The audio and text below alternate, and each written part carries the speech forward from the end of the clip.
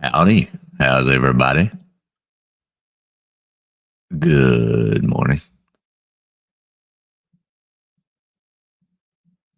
We're gonna do a little bit of PTSD. Hang on, let me turn these cat videos down.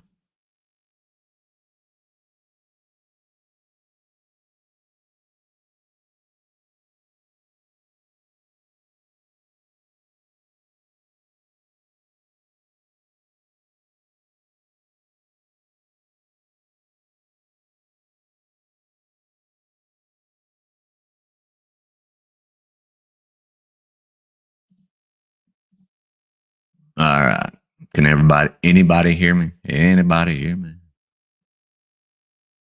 So no holes in the TV from the cats yet. Got a weird hair day going. Uh, so I'm gonna do a little bit of PTSD stuff.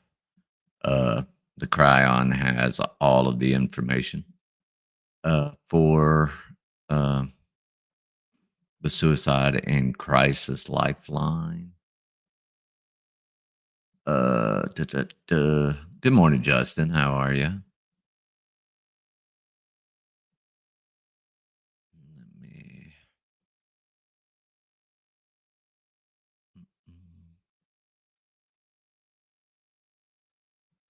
Where's my usual layout? There it is. It's going to be kind of hard to see. Um,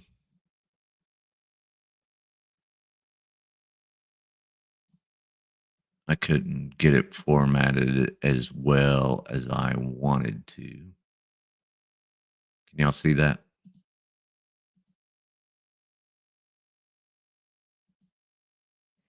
Dang.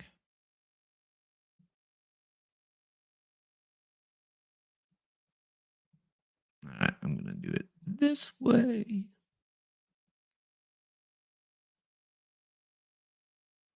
Ain't gonna work either.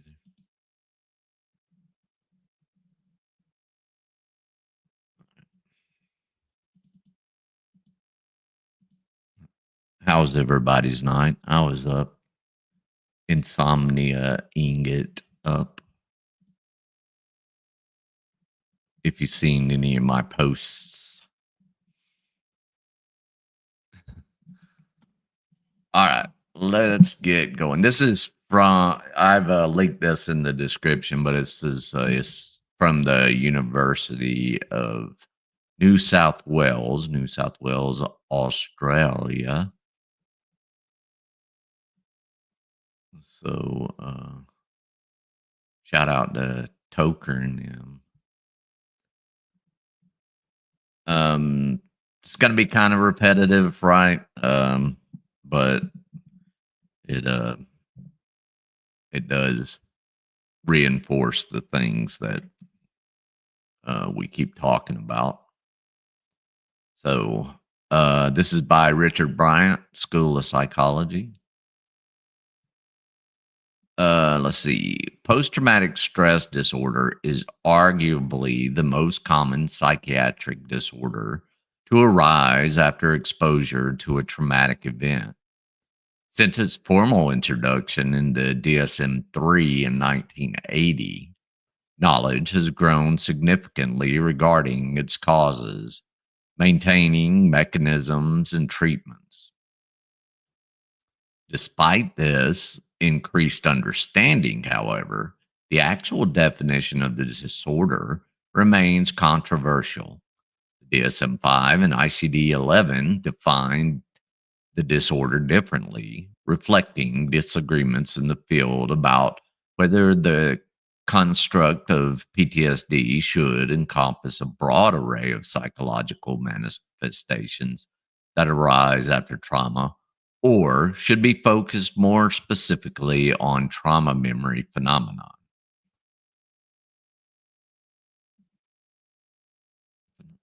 Never mind. I got it's thinking phenomena. Y'all are welcome. This controversy over clarifying the phenotype of PTSD has limited the capacity to identify biomarkers and specific mechanisms of trauma stress. This review provides an up to date outline. This was 2019, if I haven't said it, of the current definitions of PTSD, its known prevalence and risk factors, the main models to explain the disorder, and evidence supported treatments. A major conclusion is that although trauma focused cognitive behavior therapy is the best validated treatment for PTSD, it has stagnated over recent decades. For only 45 years, that is sad that it's stagnated. And only two-thirds of PTSD patients respond adequately to this intervention. Moreover, most people with PTSD do not access evidence-based treatment. Access, not access. And this situation is much worse in low to middle income countries. Identifying processes that overcome these major barriers to better management of people with PTSD remains an outstanding challenge. So then it just gives the keywords there.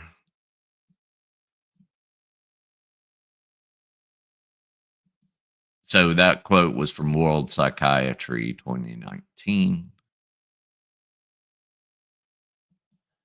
See, although traumatic stress has been known for over 100 years by a number of terms, including shell shock, battle fatigue, and soldier's heart, it was only in the 1980s that persistent stress reactions were recognized in psychiatric nosology.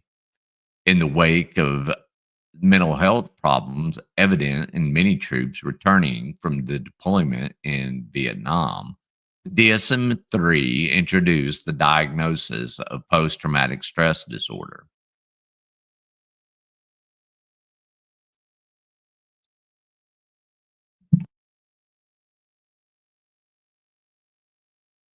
So, although they talk about here 100 years from the first diagnosis, we know that reading about the Battle of Marathon and the stress blindness that occurred in, I forget what his name is. I'd have to look it up. Um, that has been known for thousands of years. So since since that time, our knowledge about PTSD has grown significantly. However, in spite of this, the field of traumatic stress has often been dogged with controversy over the very definition of PTSD, its etiology, and optimal means for treatment. This situation has not changed today, since our conceptualization of the psychological responses to trauma continues to be a matter of debate.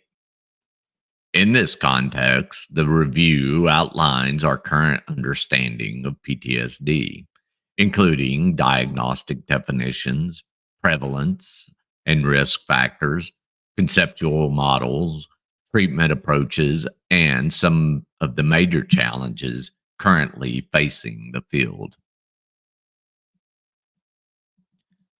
In this context, the review outlines our current understanding of PTSD, including diagnostic definition, prevalence, and risk factors. Let's see, conceptual models, treatment approaches, and some of the major challenges currently facing the field. Diagnostic definitions. There are currently two major diagnostic definitions of PTSD.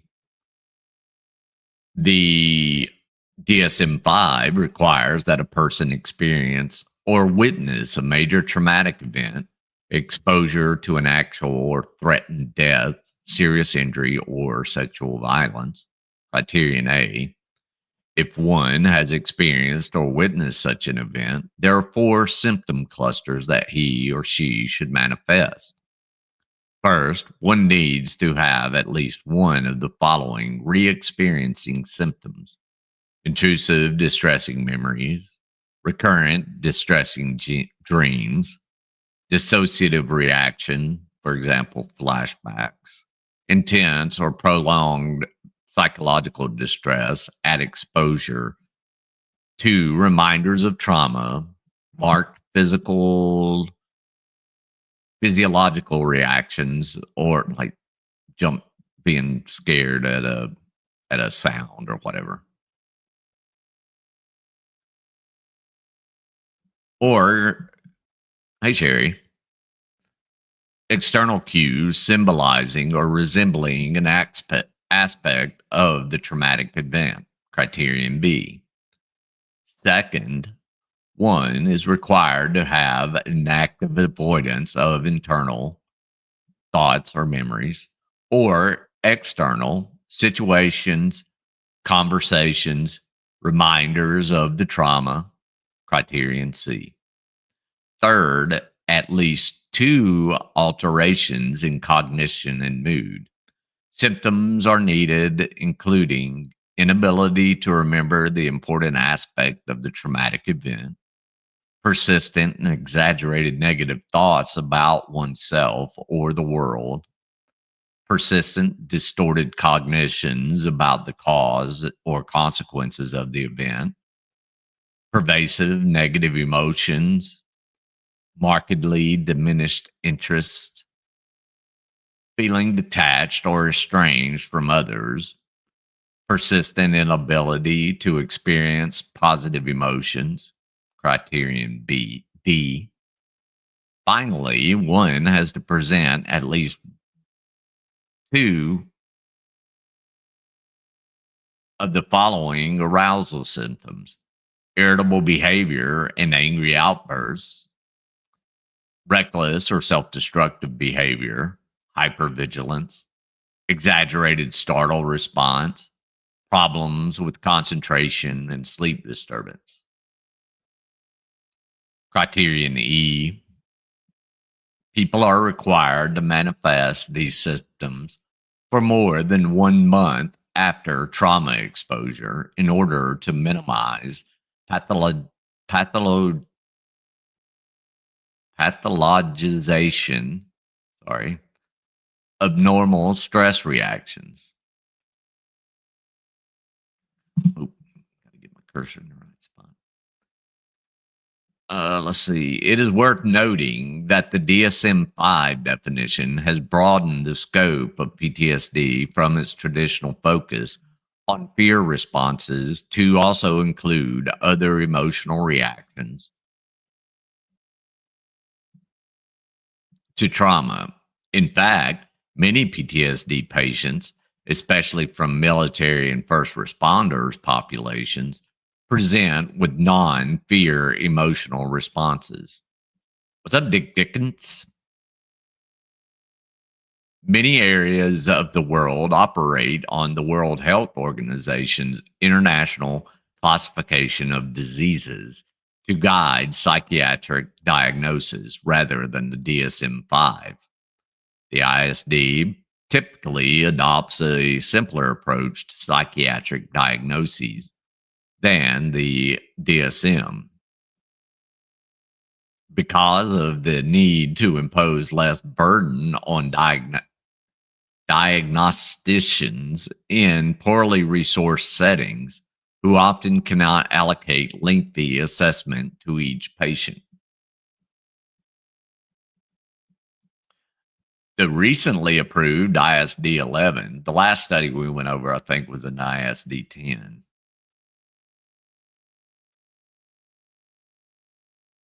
Thanks, Dick Dickens. It's a worthy and needed subject to be discussed, indeed.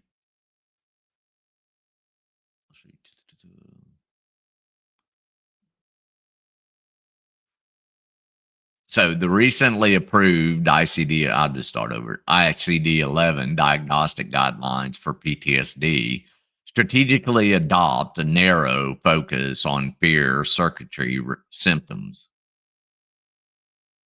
What's up, Albie?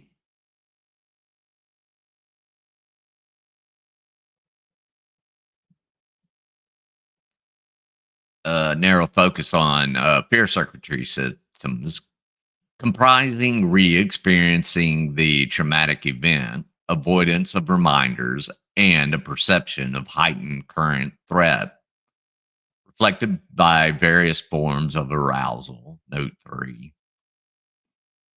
Central to this definition is the proposition that the core component of PTSD is re experiencing the memories of the traumatic event in the present.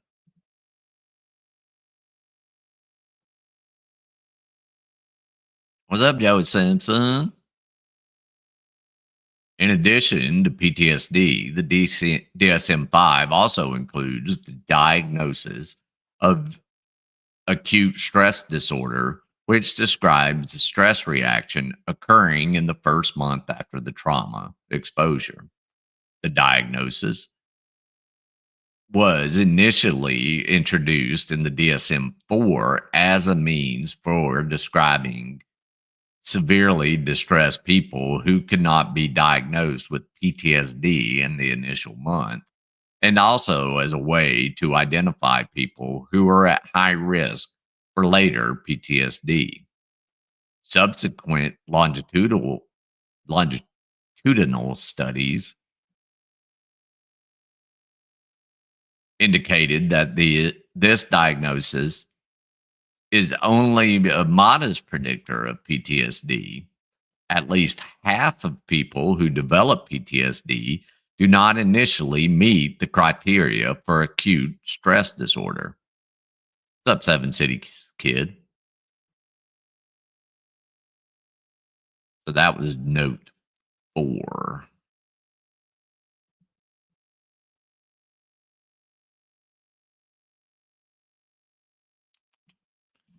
Initial conceptualizations of acute stress disorder placed much emphasis on dissociative responses immediately after trauma exposure, including depersonalization, derealization, reduced awareness of one's surroundings. 5. What's up, Biscuit?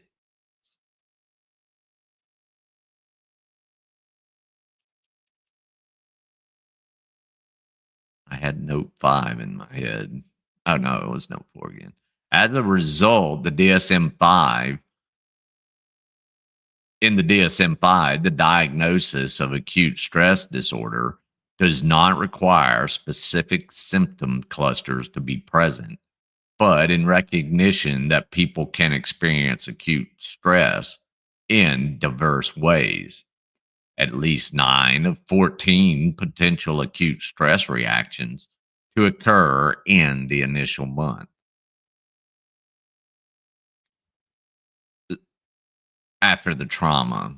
Importantly, this diagnosis is not intended to predict subsequent PTSD, but rather to describe people with elevated distress in the initial month who may benefit from initial mental health services. Um, as we can see, uh,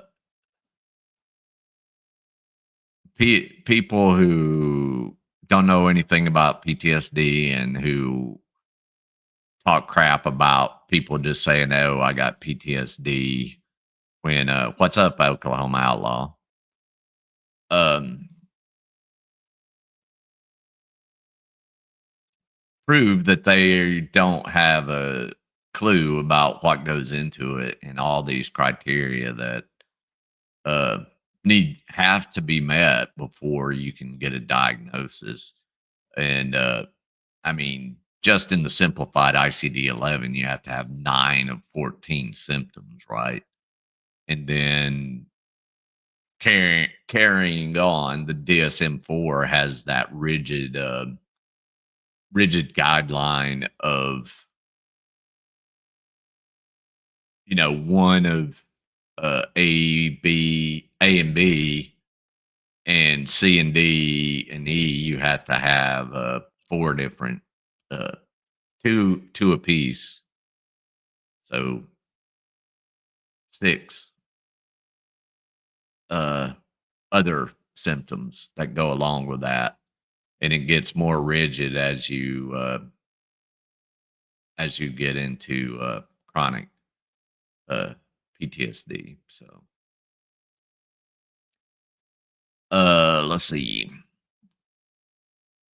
Another reason for the inclusion of the category of acute, that's what I was looking for. Um,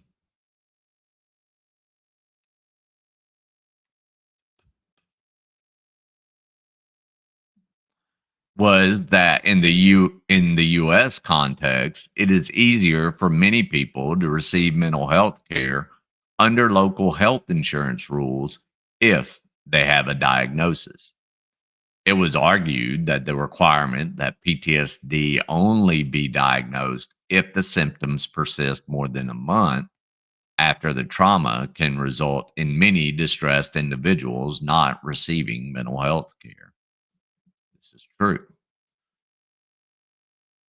Another diagnostic construct that is worth noting is complex PTSD, which we've discussed in prior, prior live streams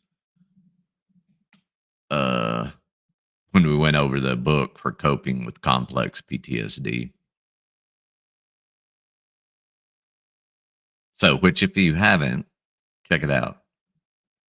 It's helpful for both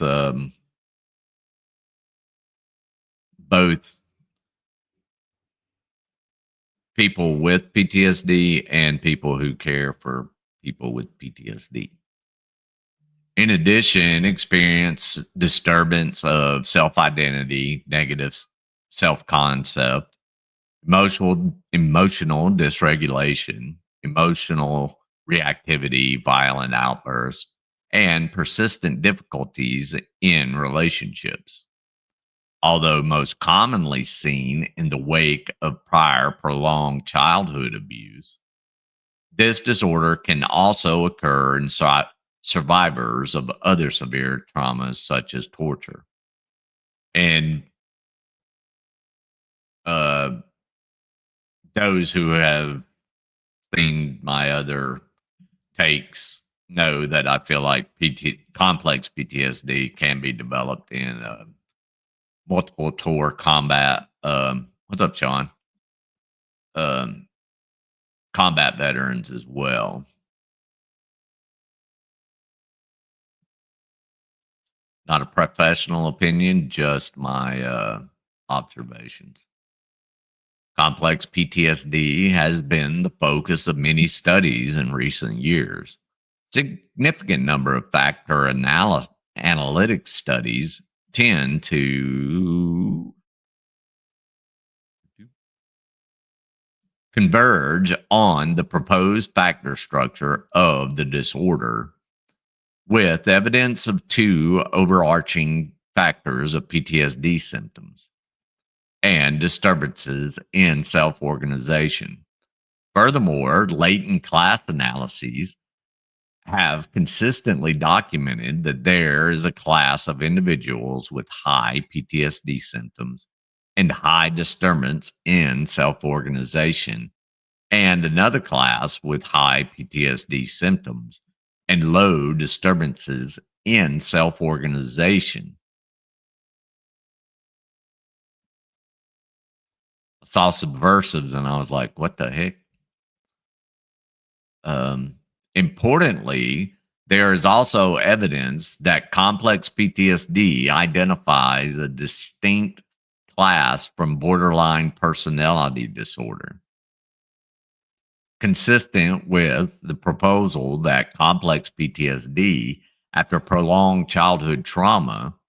There are higher rates of childhood abuse in people with complex PTSD than those with PTSD. Hello, Mrs. Metcalf.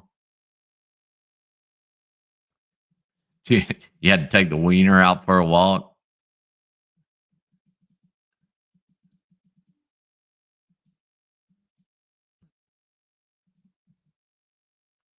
Prevalence. Although many people are exposed to traumatic events at some point in their lives, most of them rebound and to enjoy pre trauma levels of psychological functioning. Epidemiological studies have reported lifetime PTSD prevalence rates of 13 to 20.4% for women and 6.2 to 8.2% for men. The World Mental Health surveys have observed that higher than a 12-month prevalence rates in high income Northern Ireland 3.8%, US 2.5%, New Zealand 2.1%, than in low and middle income countries, Colombia 0.3%, and Mexico 0.3%.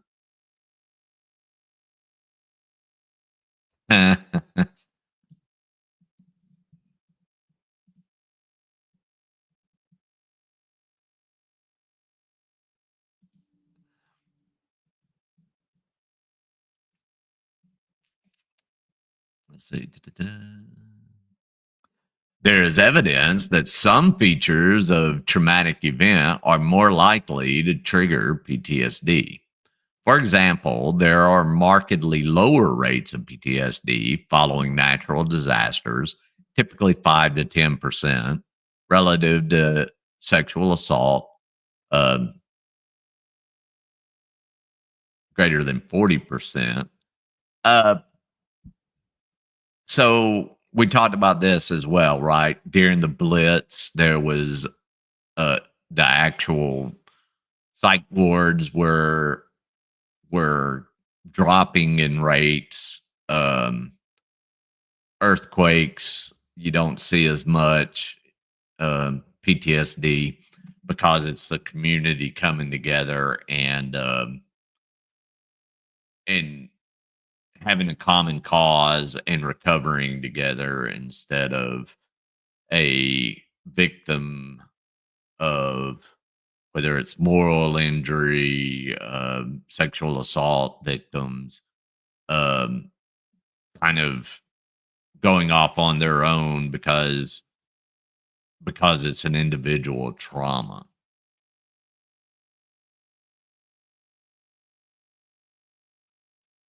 So let's see.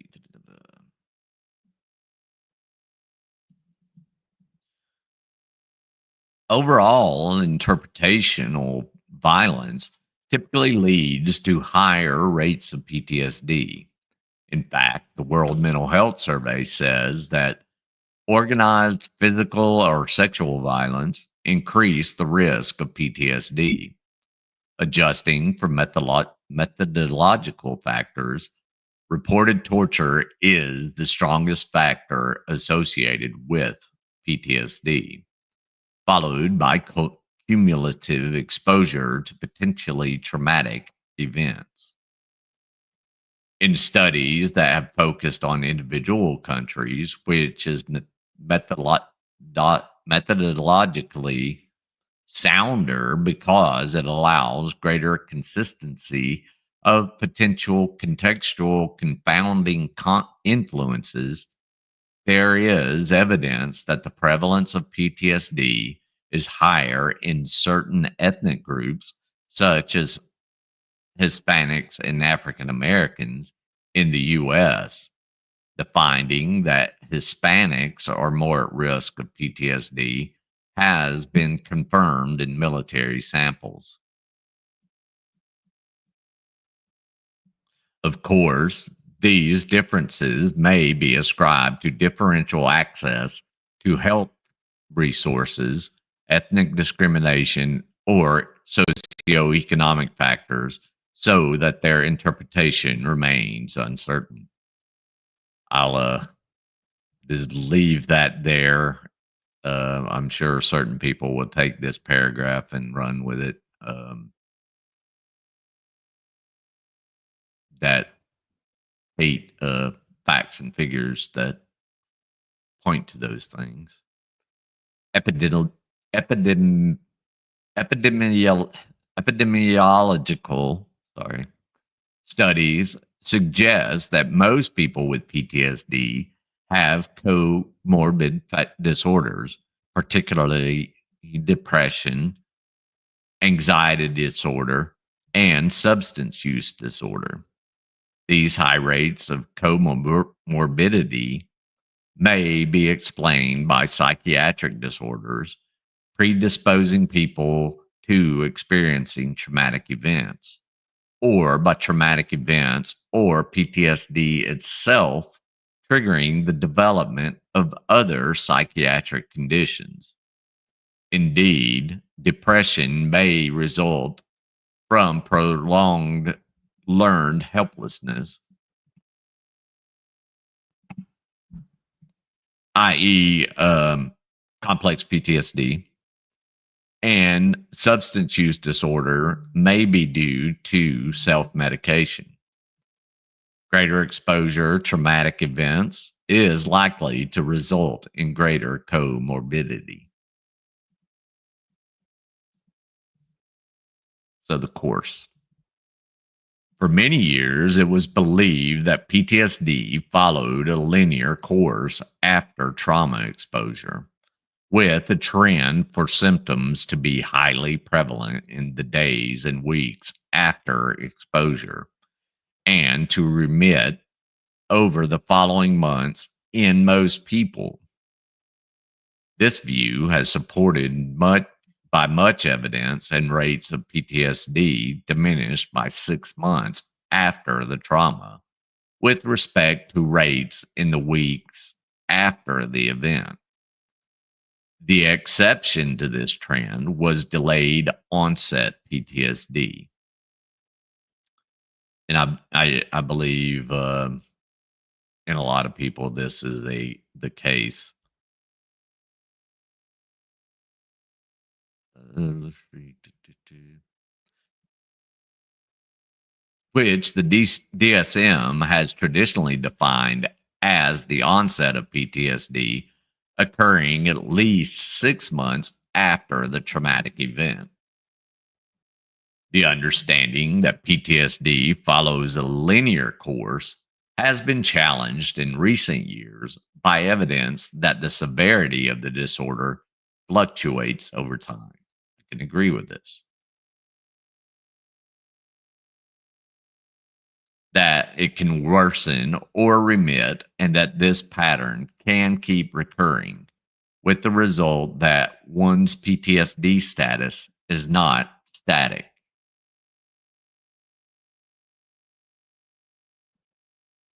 Recent studies have used latent growth mixture modeling to map the trajectories of the course of PTSD, reliably demonstrating a resilient class which consistently shows few PTSD symptoms, a recovery class with initial distress followed by gradual remission, a delayed reaction class with initial low symptom levels but increased symptoms over time, and chronic distress class with consistently high PTSD levels.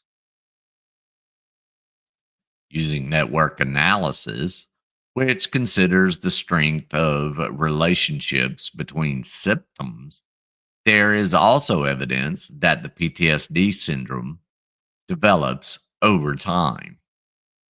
In the acute phase after trauma, PTSD symptoms appear more loosely interconnected, while they become more closely related with known factors. I'll be exactly triggers and anniversaries. Um, I can feel a anniversary coming on without even realizing the date. Um, Not realizing the date makes it worse, I think, because when it finally hits, it hits hard. I don't have any time to do the any coping mechanisms, right? Flip that, Todd. Let's see.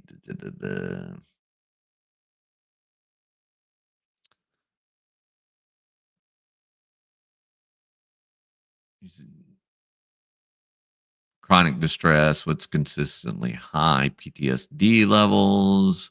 Okay, using network analysis, which considers this. Did I already get that? Help me, somebody.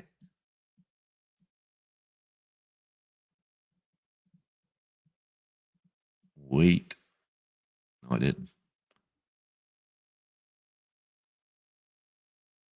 Sorry.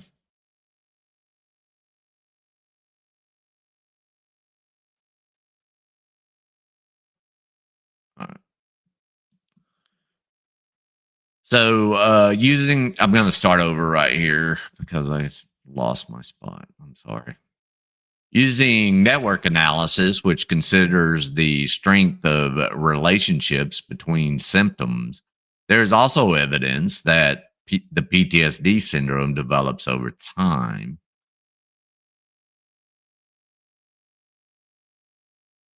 Yeah, I should do that. Thank you, Mrs. Metcalf,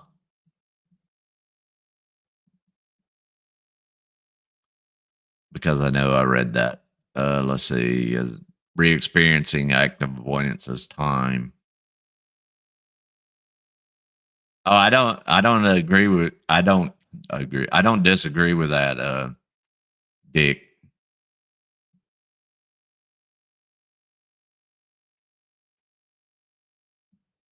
Suppressing weed is a bad thing, I think. So these convergent findings emphasize the challenges of predicting subsequent PTSD from acute reactions. Although there is evidence of an association between elevated symptoms in the acute phase and development of later PTSD, we do not have adequate cutoffs to reliably identify who will develop PTSD. One way of improving early detection comes from a consortium that recently pooled 2,473 trauma survivors from 10 longitudinal studies using likelihood estimate approach. This study found that in a patient with elevated early symptom severity and concomitance of female gender, less than secondary level education, and exposure to past interpersonal trauma was associated with a 34% likelihood of developing PTSD.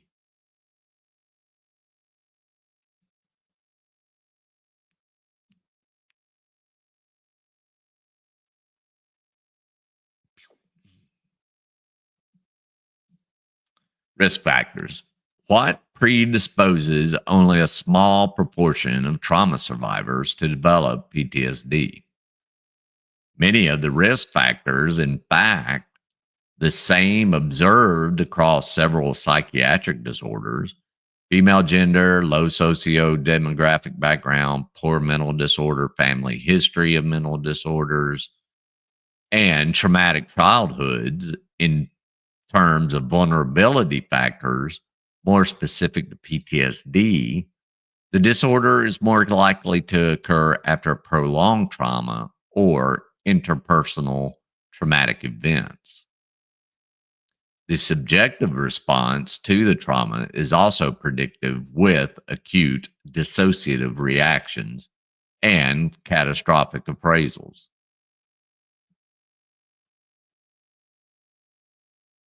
about the outcome of the event being strongly associated with later PTSD severity. The post traumatic environment is also important with low social support and ongoing stressors contributing to risk for PTSD development. I mean, how, how do y'all feel about that statement? I think the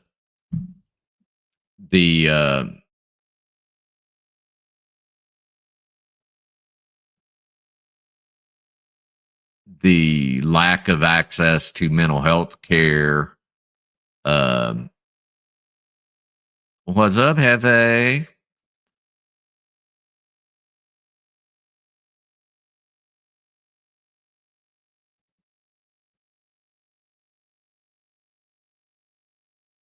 Misspelled deliberately. I mean, that is a big issue. Dick and Dick, Dick and Dick. I did not mean to say it that way, but lacking support. Yeah. Um,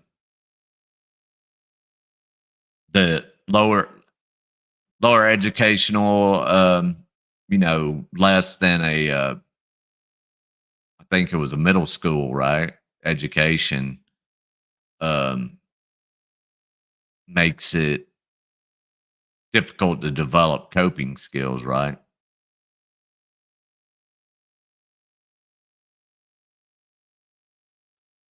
I agree with that, Mrs. Metcalf.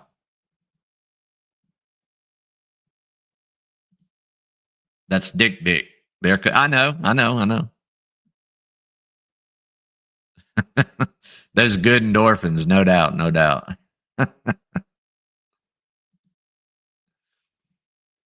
Okay, let's see. The post trauma environment is also important with low social support and ongoing stressors. What's up, Wyatt? No, man, y'all are good. This was a quick put together. I haven't slept, so let's see. The post trauma environment is also important with low social support and ongoing stressors contributing to the risk of PTSD development. G'day, Scott Amo. Models of PTSD. Neurobiological models. Most theories of PTSD invoke processes involving fear conditioning. This model posits that at the time of the trauma, the surge of stress hormones released in association with the fear experienced by the individual results in strong associative learning between cues present at the time of trauma and fear responses. That's uh that's what I've always been exposed to is there, people saying, "Hey, look, it changes the way."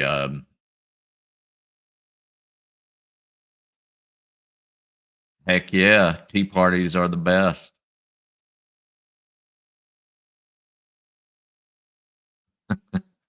Um, that it changes your thinking in that instant uh, more than years of learning does. So the associated cues assume the property of the predicting future threat, thereby resulting in a re experiencing of fear when the individual is exposed to internal and external reminders of the trauma. This model also posits that recovery from initial stress reactions usually involve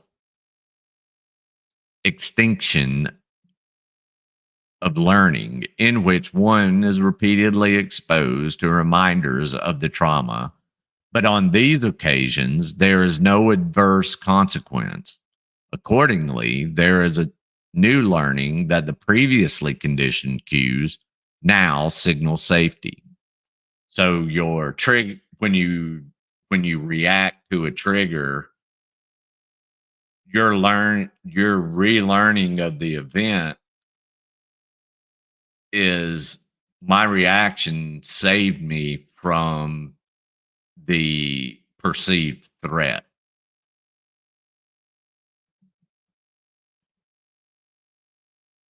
Don't fuck up the tea. But are there puppies joining you for tea is what I want to know. Because that's the most important thing. Who's a good girl, Hazel?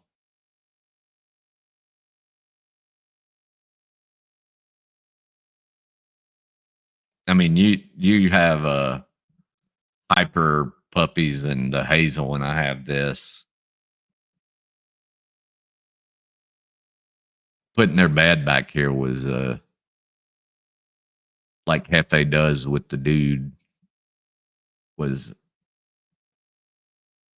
a great idea. She's not always jumping up.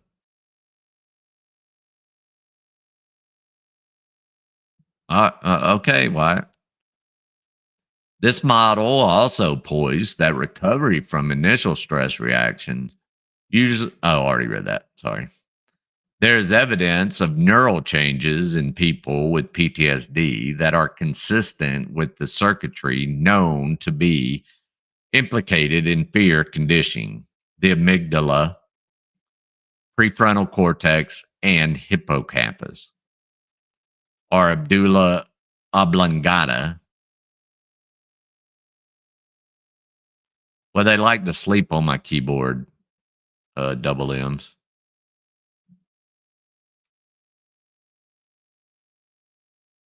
Let's see.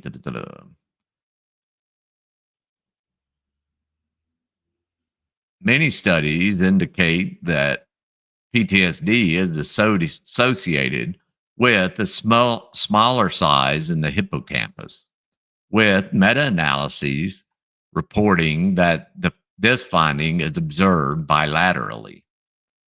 A recent consortium study, including 1,868 patients, 794, what is up?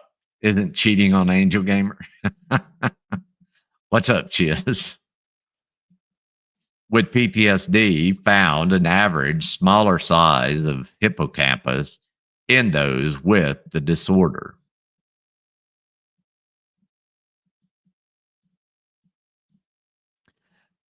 The extent to which the smaller hippocampus is a consequence of PTSD of a risk factor has yet to be definitively addressed. One study compared monozygotic co-twins who either did or did not serve in Vietnam and found that veterans with PTSD had smaller hippocampi than Vietnam veterans without PTSD. But the co-twins of those with PTSD who had not served in Vietnam had hippocampi that were just as small. There's also much evidence of reduced volume of prefrontal frontal regions in PTSD, consistent with the proposals that PTSD patients have problems with extinction learning.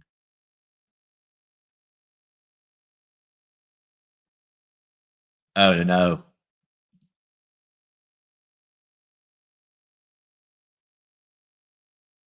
Good, good.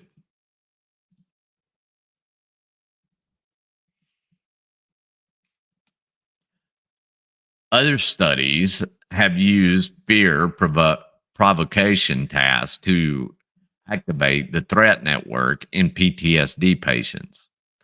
The most replicated finding is evidence of underactivate, underactive, Hug.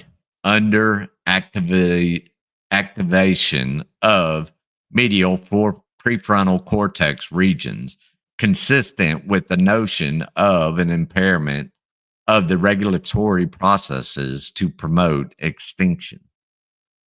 There is also evidence of dysfunctions that in threat detection, executive functioning, emotion regulation, and contextual processing. Excuse me a moment.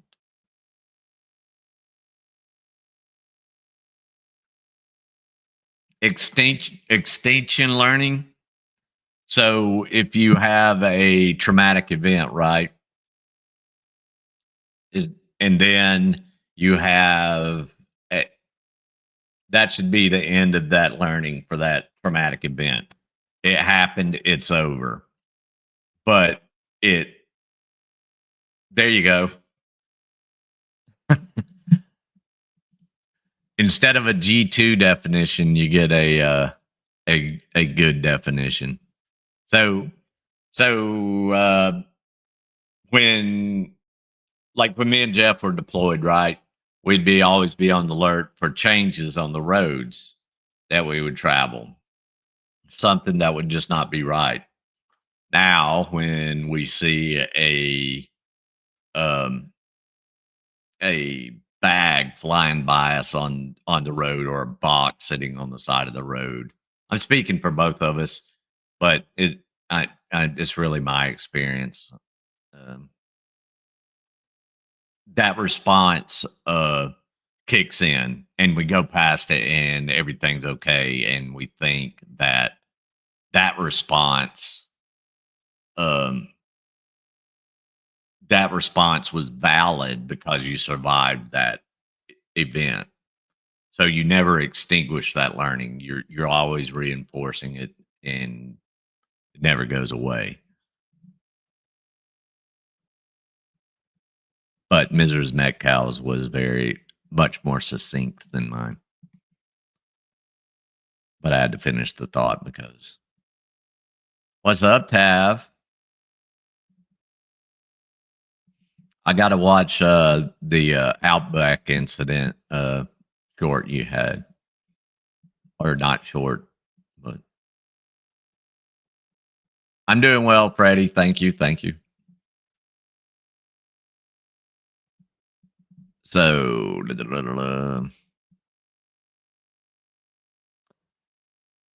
let's see, adrenergic non-adrenergic dysregulation is well documented in PTSD. So your adrenal glands, right? Thank you, Nomad. Poor Hefe, puppy arranger, sheet washer, canine marriage counselor. uh, So, and has been postulated to be the key to development of intrusive re-experiencing of trauma memories. This notion is supported by evidence that prazosin, a non-adrenergic receptor inhibitor, is efficacious in reducing nightmares and re-experiencing PTSD symptoms of PTSD. Yo, yo, old guy Mitch. Whoop, whoop. Party, party, party. Hell yeah. Hope. Great pictures you took, by the way. I loved them. So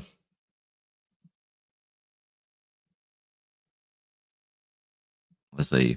Prazosin's pretty good, actually. So further support from this is from it's very low dose too. Is from evidence that administration of propranolol, a beta adrenergic I don't I know I'm butchering that. Antagonist in the hours after trauma exposure limits subsequent reactivity to reminders, although it does not prevent overall PTSD. Hmm, that's weird. Isn't that a in propanolol like a GERD medication? The PTSD field has also focused on glucocorticoid symptom system, although increased cortisol levels are typically associated with chronic stress. PTSD is often linked with lower cortisol levels. Further, lower cortisol levels shortly after trauma predict subsequent PTSD severity. Weird. This paradoxical finding has been interpreted in terms of cortisol binding to the glucocorticoid receptors in a negative feedback loop that promotes homeostasis of the stress response. Eight, 18 years, 18 years.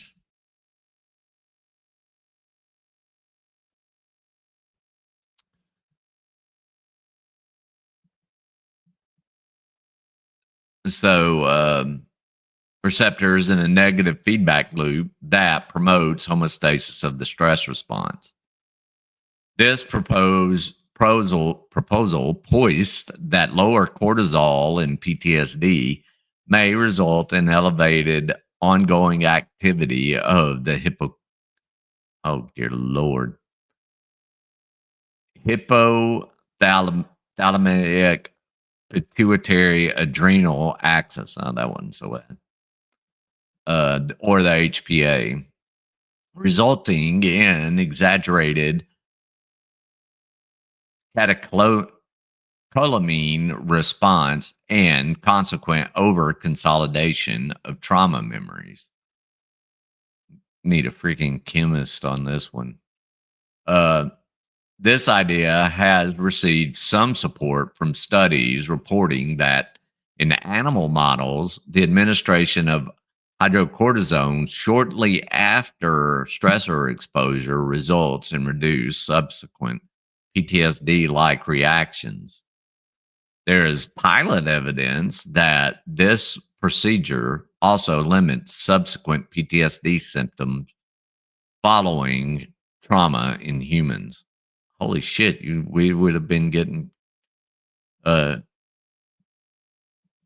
corticosteroid shots constantly.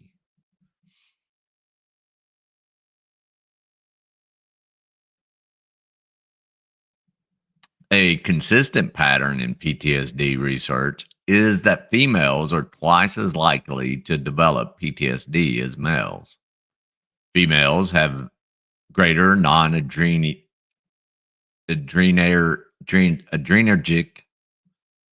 I do not like that word, response to adverse stimuli, display greater context potentiated startle magnitude, and show greater amygdala reactivity after threatening stimuli.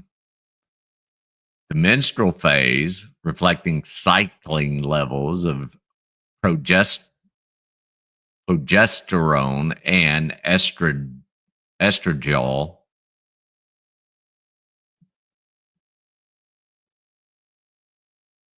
impacts PTSD phenomenon, suggesting that sex hormones play an important role in this regard. Females with PTSD relative to those without PTSD show impaired extinction learning in the mid luteal phase, which progesterone and estradiol levels are high. Indeed, females are more likely to experience flashback memories, probably because you have better memories than we do, if they are exposed to traumatic events during the mid luteal phase.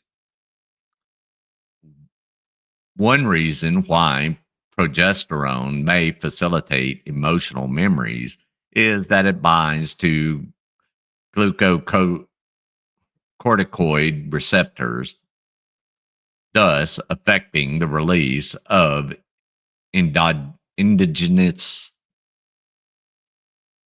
glucoco- glucocorticoids. 23. What did I miss?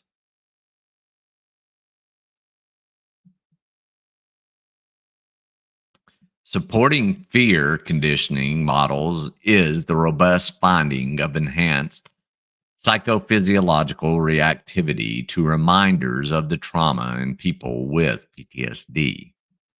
Script driven imagery paradigms direct participants to listen to pre recorded accounts of their trauma, during which heart rate, skin conductance, or facial electromyogram measurements are obtained. This typically results in greater reactivity. Yes, it does. It sucks. PTSD relative to non PTSD participants. This is what I've talked about where they did a VR of my 5 worst events and made me watch it over and over and over again. So they collected a lot of data from me. Go VA. Um, Further, people with PTSD display impaired extinction learning, and deficient capacity for extinction learning is a risk factor for PTSD. So, genetic factors, the well documented fact that the vast majority of people who are exposed to trauma do not develop PTSD highlights, and back to the top, that there are key individual differences in propensity to ah no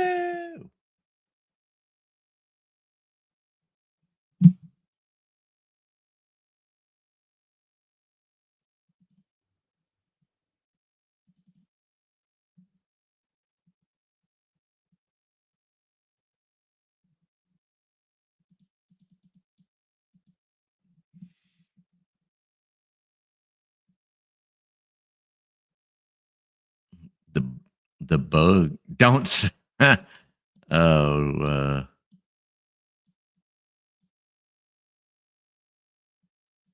let's see, risk factors. We were on the okay, genetic. Okay, here we go. Loop de loop. That there are individual differences. What up, Glock? Kittle. So that there are key individual differences in propensity to manifest this disorder. Much evidence indicates that genetic factors play an important role in accounting for 30 to 72% of the vulnerability to develop PTSD.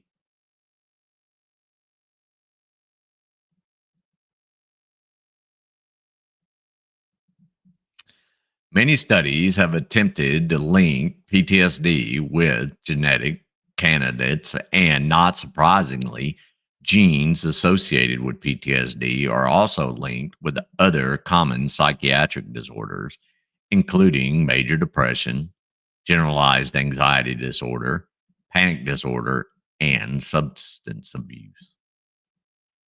For example, numerous studies have pointed to the functional polymorphism of polymorphism in the promoter region of the serotonin transporter gene, SLC6A4, across many disorders. The short allele 5-HTTLPRS, which reduces serotonergic serotonin, serotonergic, serotonergic, sorry, expression and uptake by nearly 50%, has been linked with impaired extinction learning in both mice and humans. Gene X, not Gen X, oh, man. Gene X environment associations studies also show that a functional variant in FKB5, FKB5, P5, a gene encoding with co-chaperone with glucocorticoid receptor increases risk of PTSD following trauma. Over 50 gene variants have been linked with PTSD involved in the function of HPA axis, non-adrenergic, ad- adrenergic, that's the only way I can say it, dopaminergic, and serotonergic, and neurotrophins. Yeah, yes, indeed, Mrs. Metcalf. Pray the court does the right thing, indeed, or send vibes out. However, this field is characterized by poor replication of findings, and accordingly, there are there is convergent agreement that most promising avenue for understanding genetic basis of PTSD via polygenic approaches. The largest genome wide study to date was conducted by the Psychiatric Genomics Consortium Post Traumatic Stress Disorder Group, which recently reported an analysis of 20,730 people. That's a big group. No singular, no single nucleotide polymorphism was found to be significantly associated with PTSD, but the study did find a polygenic risk profile that overlapped with risk for schizophrenia.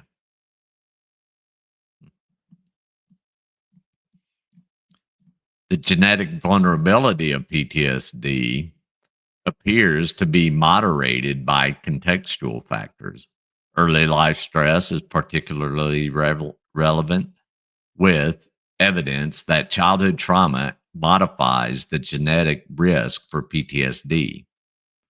Epigenetic studies in PTSD have typically focused on DNA methylation with primary focus of peripheral indicators of candidate genes and epigenetic regulation of the HPA axis in particular.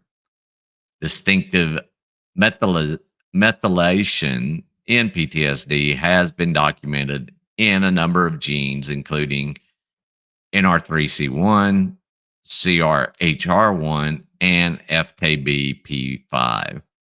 However, the evidence has relied to date on peripheral blood assessments that may not reflect central mechanisms occurring in neural circuits.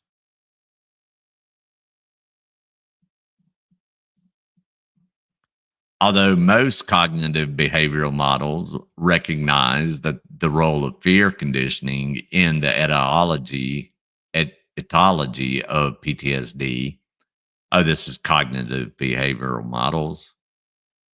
Um, they also place considerable emphasis on memory organization. Cognitive models propose that trauma memories are encoded in a distinctive manner. As a result of the elevated arousal at the time of the trauma, they tend to be encoded predominantly in predominantly sensory modalities with a fragmented and disorganized sequencing, thereby reducing the likelihood that the memory is adequately embedded into one's autobiographical memory base. There is some evidence that interfering with the visual memory system during the consolidation phase after trauma exposure can limit subsequent PTSD symptoms. No, the DNA sequencing in your body they considered could be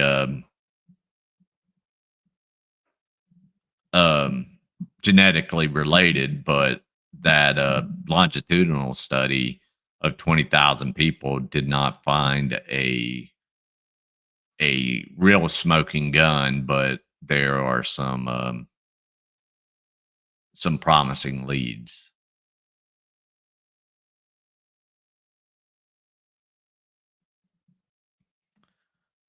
Much emphasis is also placed on the extent to which people appraise the traumatic event, their responses to it, and their future likelihood of harm. It is postulated that excessively negative appraisals tend to exaggerate the individual's sense of threat, thereby maintaining PTSD.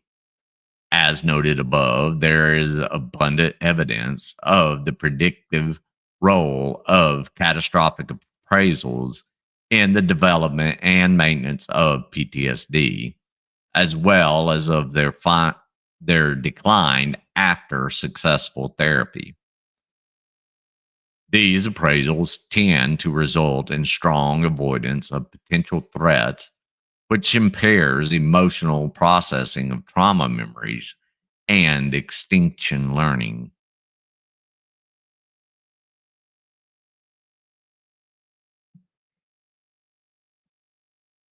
Let's see. Implicit in most cognitive and biological models of PTSD is the attentional bias towards threat as reflected in the inclusion of hypervigilance in DSM-5 and the ICD-11 descriptions of PTSD. Using a wide range of experimental paradigms, has been found to be characterized by a strong bias towards potentially threatening stimuli.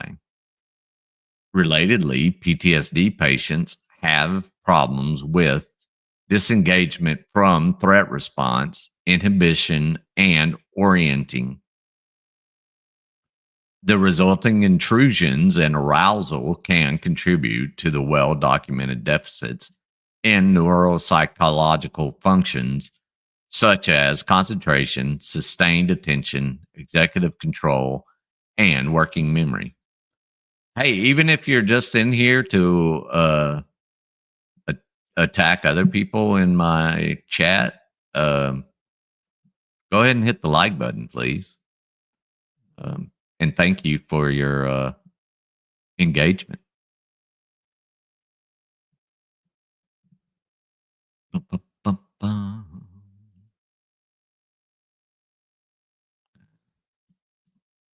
Prevention. Defense organizations have sometimes tried to prepare their personnel for deployment to combat by targeting key mechanisms known to increase the risk for PTSD. One example comes from an Israeli initiative that built on evidence regarding the attentional biases in PTSD. The disorder is characterized by both bias towards threat and a bias toward avoidance of the threat, resulting in a greater attentional variability. A computerized prevention program tested in Israeli soldiers involved training them to control their attention biases by using a modified dot probe task administered prior to deployment. The study found that soldiers receiving the program had fewer subsequent PTSD symptoms than those in a controlled condition, and this result was mediated by a reduction in attentional variability. The program appears to be a promising preventative strategy, at least in military personnel, and has been found to reduce PTSD symptoms in treatment seeking combat veterans.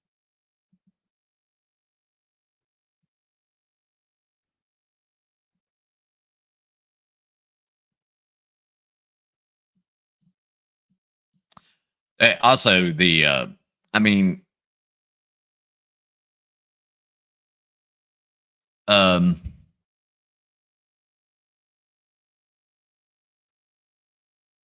the IDF um, and is welcome back into Israeli society, and ritual cleansing, um, and then welcome back into society as a group, and not just sit on your way, as we have read in What Have We Done. So anyway, let us continue finishing this. Uh, the treatment of choice for PTSD is trauma focused cognitive behavioral therapy, or TFCBT, as suggested by most treatment guidelines. There are numerous variants of TFCBT, including prolonged exposure, eye movement desensitization and reprocessing, cognitive processing therapy, and imagery rescripting therapy. I was supposed to have my appointment for EMDR, but it got moved out to March. So I'm looking forward to it. I've heard nothing but good things about it. So, although these treatments are presented as distinctive, they all essentially comprise emotional processing of the traumatic memory and integration of new corrective information. This form of therapy has been shown to be effective in many populations, including victims of traumatic injury and assault, sexual assault, combat terrorist attacks, displacement, and childhood sexual abuse. What's up, sweet Melissa? The core component of this treatment typically involves exposure, i.e., the patient is directed to engage with the trauma memory for a prolonged period.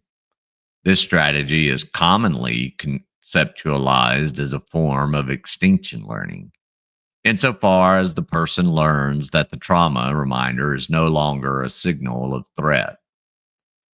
Although this exposure was traditionally implemented for 40 to 60 minutes, later trials have shown that it can be effective with repeated sessions lasting 20 or even 10 minutes. Hey, Pat. The introduction of the diagnosis of acute stress disorder triggered a series of early intervention studies targeting people who were regarded as being high risk for PTSD development.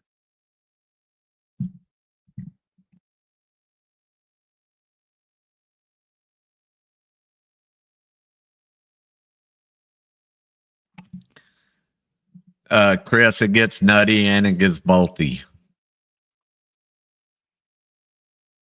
to the point of not being able to say some of the words. The core component of this treatment typically, let's see, but I already said that. The introduction of the diagnosis of acute stress disorder triggered a series of early intervention studies targeting people who were regarded as being high risk for PTSD development. These programs evaluated a bridged version of TFCBT, usually 5 to 6 sessions, and typically found that they were more effi- efficacious than control conditions. Meta analytic studies have supported the utility of early targeted intervention to limit later PTSD.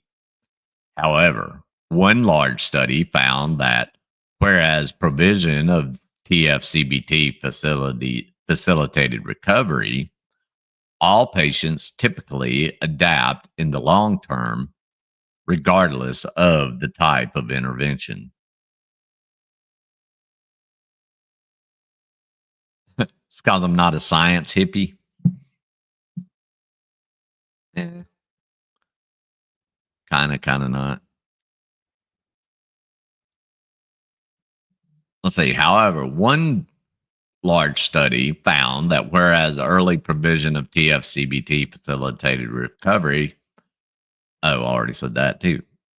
Although TFCBT has been shown to be effective in PTSD, it is important to note that only 2/3 of patients responded adequately to this intervention. This has led to attempts to augment treatment, mostly based on pharmacological or psychological strategies to increase extinction learning, building on animal neuroscience work.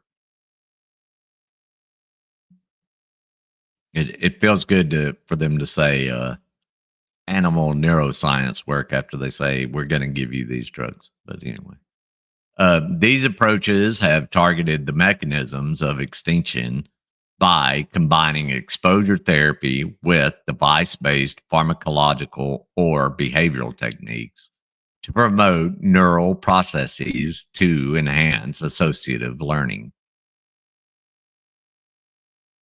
What's up, Mr. Regan? Device based techniques include repetitive transcranial magnetic stimulation. Somebody was telling me about that. Who I think it might have been Jeff. Cupcakes. Uh, I like mine without icing because I'm weird that way. Um, so several studies suggest that RTMS is superior to sham in augmenting exposure therapy.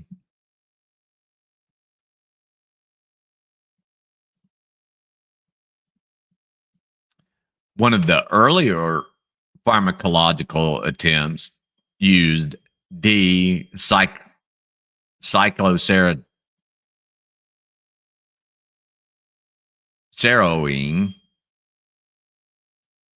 an antibiotic that acts as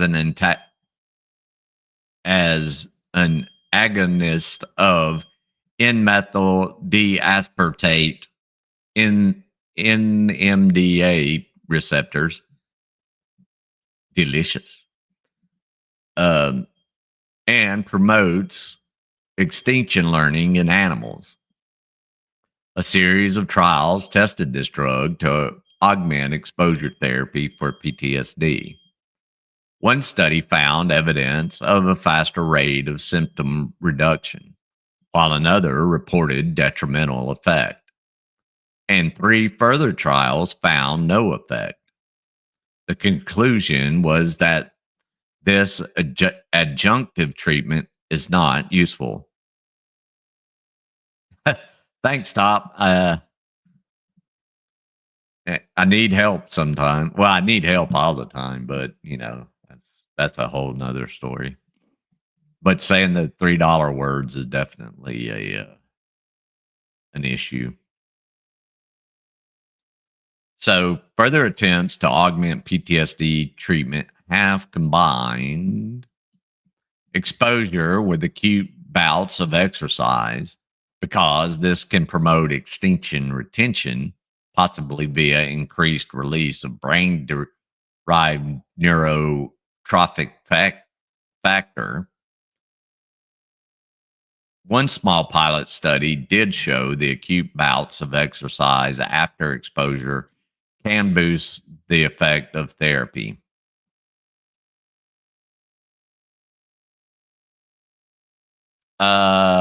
I hadn't checked my email today, redacted.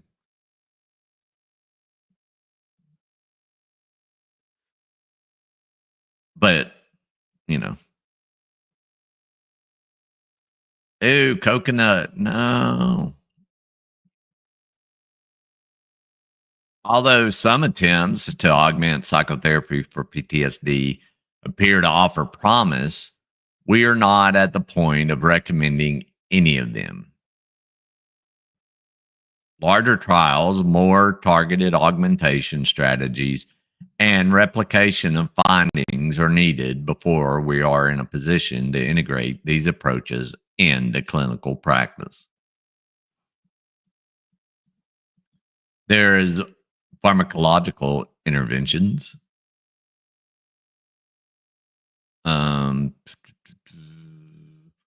I'm going to skip the drugs. I mean, we all know what the drugs are. I'm going to jump to major challenges. The diagnostic conundrum.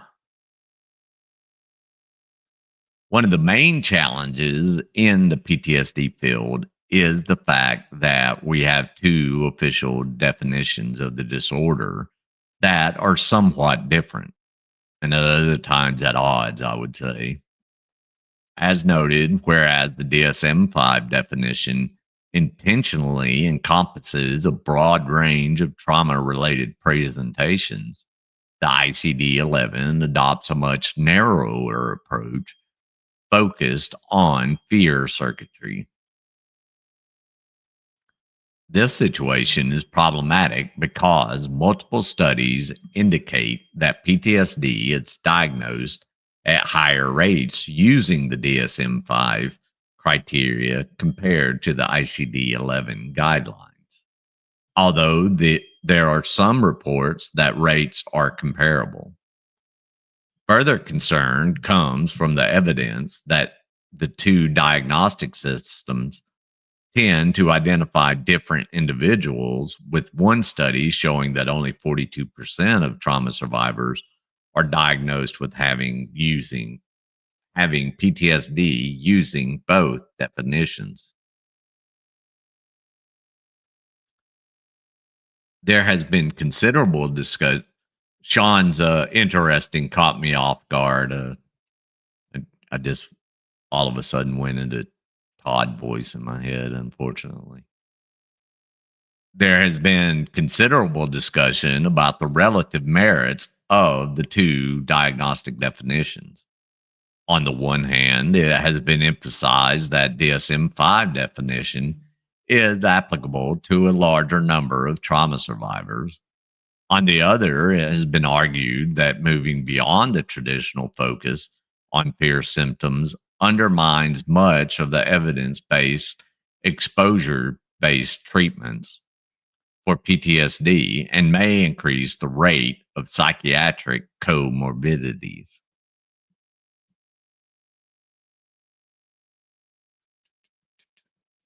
Actually, some studies suggest that the ICD 11 definition of PTSD is associated with less psychiatric comorbidity, while others indicate that there is not a marked difference in respect between DSM 5 and ICD 11 definitions. A further argument is that when using the DSM 5 definitions, PTSD, there are 636,120 permutations of how the disorder may present. Holy shit, that's a lot. Which may impair the identification of meaningful biomarkers.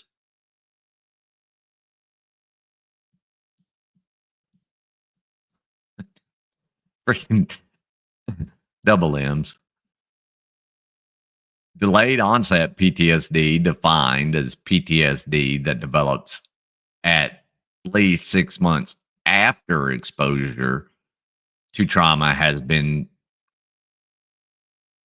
described for many years, with cases of PTSD reportedly commencing decades after the trauma occurrence.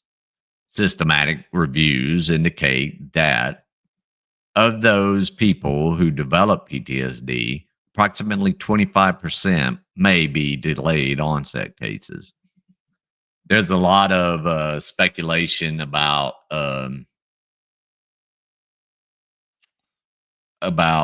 later life, things like deaths in the family or whatever, just all of a sudden triggering uh, PTSD that has nothing related to it.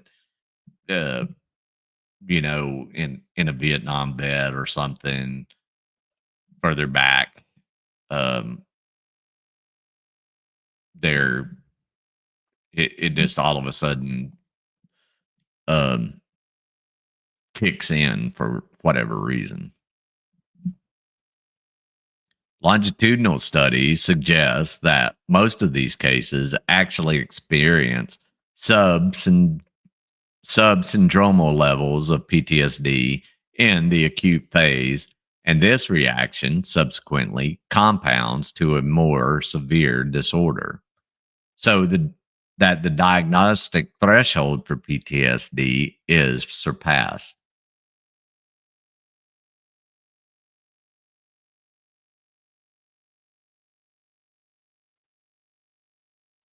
What?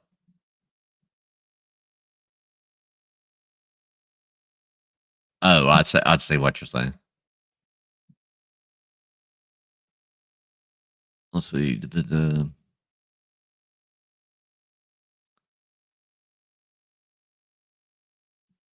So, systematic reviews recognize, however, that some people do apparently have an initial period of minimal symptoms and subsequently develop PTSD.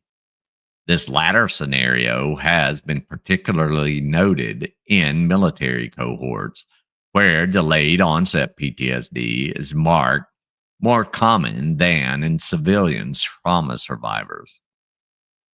It appears that many troops return from deployment with little indication of stress response, while on follow up, they display full PTSD symptoms. Different theories have been put forward for delayed onset PTSD.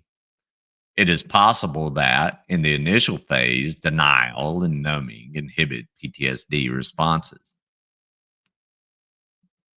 and that as time progresses, the numbing abates, PTSD symptoms emerge. However, no strong evidence supporting this hypothesis is available.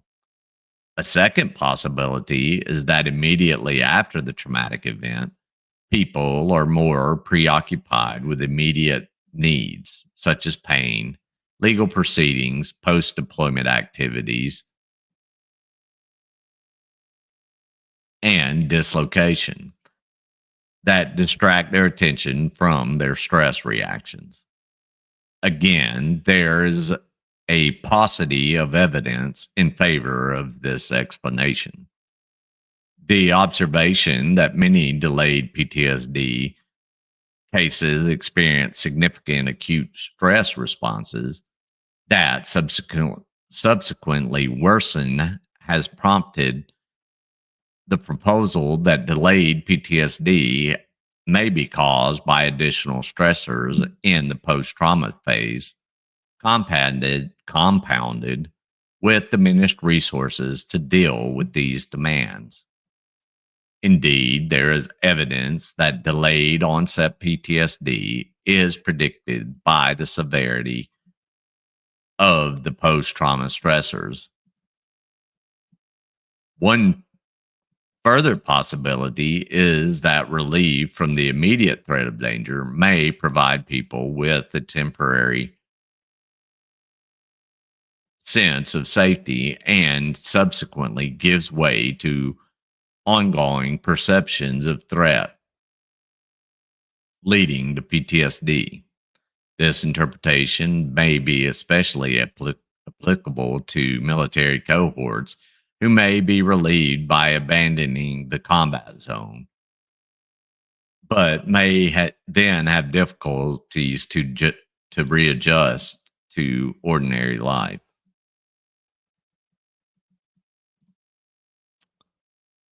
PTSD in poorly resourced countries. The majority of people with PTSD do not access care.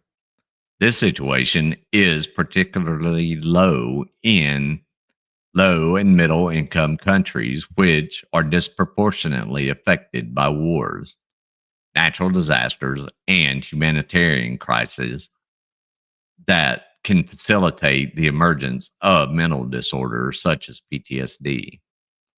Major challenge for the management of PTSD worldwide is the dissemination of evidence based interventions that can be scaled up affordably in settings lacking adequate numbers of mental health specialists. It is well documented that the evidence based programs can be implemented effectively in low and middle income countries. However, they are rarely applied in ordinary conditions because they typically involve many therapy sessions.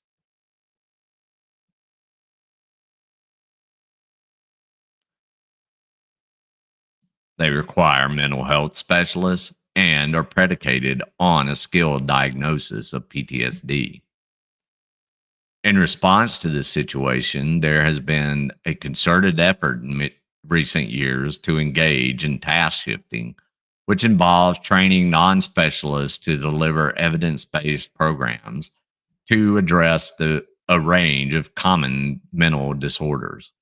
This approach has been used successfully in treating PTSD.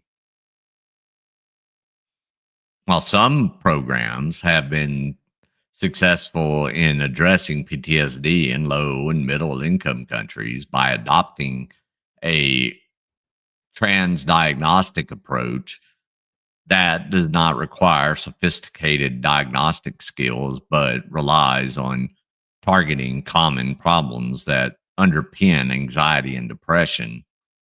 Others have used modular approach to that tailors key strategies to the primary problems that the person is experiencing.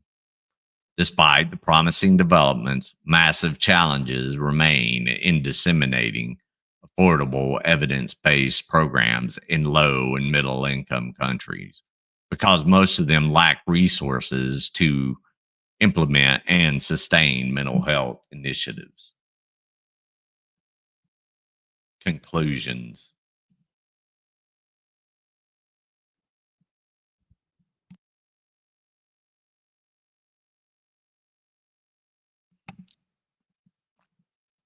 Since the introduction of PTSD diagnosis 40 years ago, our understanding of traumatic stress conditions has grown significantly. However, the burgeoning knowledge of burgeoning knowledge, our capacity to facilitate recovery from PTSD, appears to have stalled over recent decades, as we discussed in the beginning. Although our treatments are reasonably efficacious, too many patients fail to respond optimally, and many more are not able to access them. These problems remain a major challenge for the field, considering the millions of people directly affected by trauma. The limited success in providing the majority of them with the efficacious treatments is resulting in a major public health burden. identifying novel mechanisms that can be translated into optimizing treatment outcomes, and overcoming major barriers facing most health systems in delivering evidence based treatments should remain the top priorities for the field of traumatic stress in the years to come.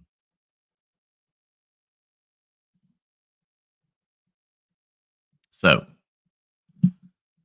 y'all have to excuse my Kramer here. I don't know what's going on with it. Um, there we go. We have a another country's um, take on that's the University of New South Wales. For anybody who didn't hear at the beginning, um,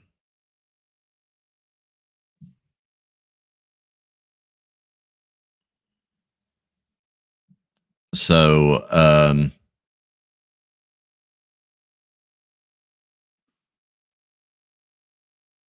it's a crisis that has been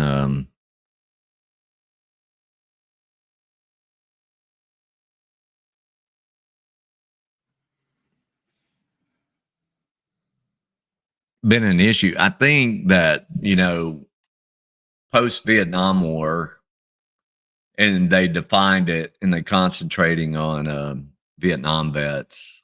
They kind of left it alone, right? Um,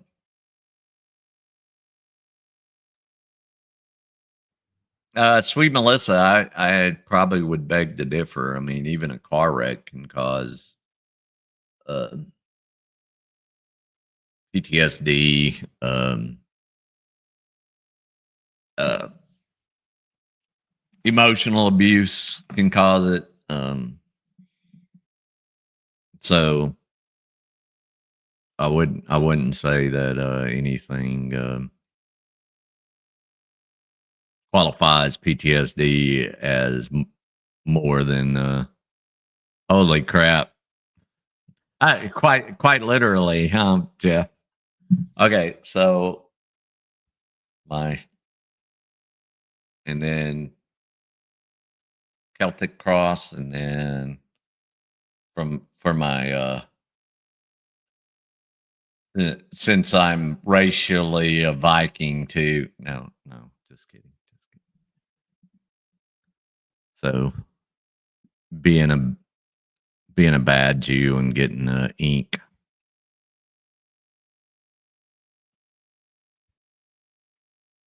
So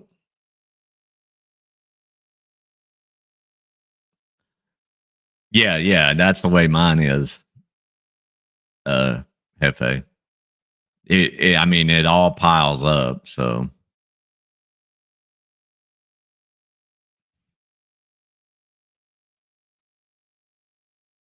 everybody should have a few tattoos. Um,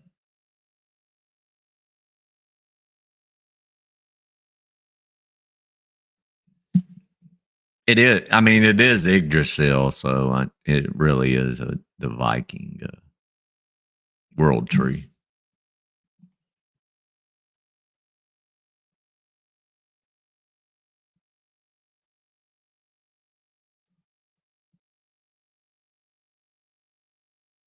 Good grief!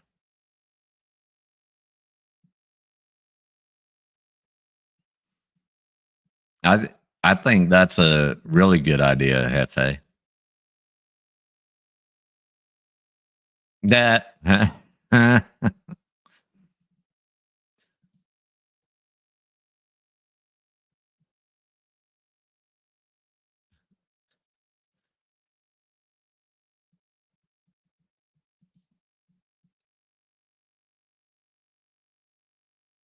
yeah, I have a rabbi I follow. He's the tattooed rabbi. He's a pretty cool guy. Has them all over himself.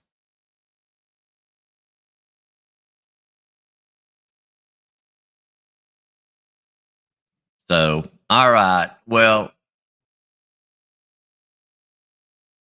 I'm gonna do some real work that pays the bills.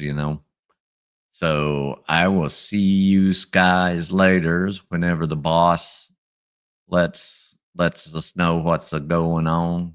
What's going on? What's going on? Mine are very heritagely related. Uh, Believe it or not, I'm not 100%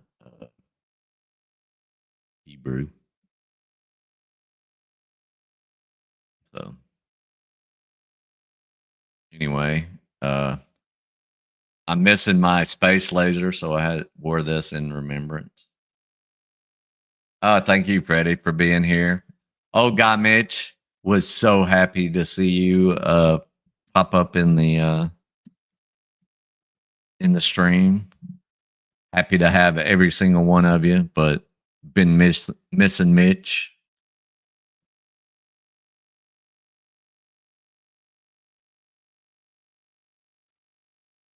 So, all right, you guys, I will.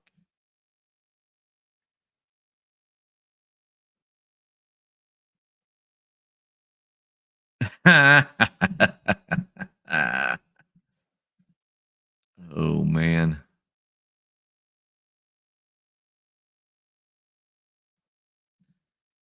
I'll see y'all later. Oh, I guess I gotta set that.